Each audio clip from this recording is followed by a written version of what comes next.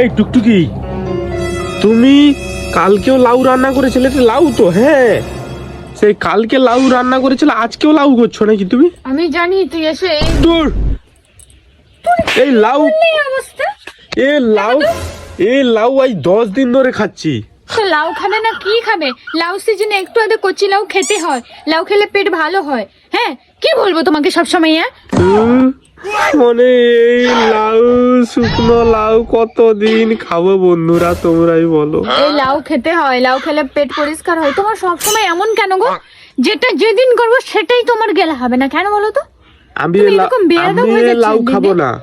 তুমি তো কিচ্ছু খাবে না, কিন্তু দিলে তো গপ গপ ভরে নাও। খাবে না কিছু, যেটা যখন করি তখন খাও না। এটা কে রান্না করতে বলেছে লাউ? কে বলবে?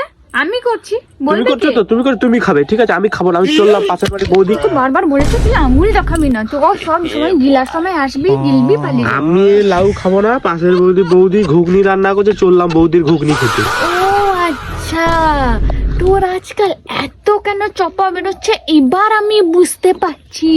তোর পদে পদে বৌদির সঙ্গে তোরই চলছে না? হ্যাঁ। কথাই কথাই কাপড় কাচার সময় তোমাকে কাচতে হবে না, আমি বৌদিকে দিয়ে দিব। রান্না করার সময় আমি খাবো না, বৌদিকে দিয়ে দেবো। কেন রে তোর এত চপা কেন?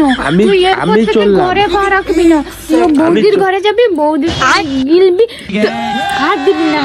আমি এই লাউ নিয়ে চললাম বৌদিকে দিতে। সবসময়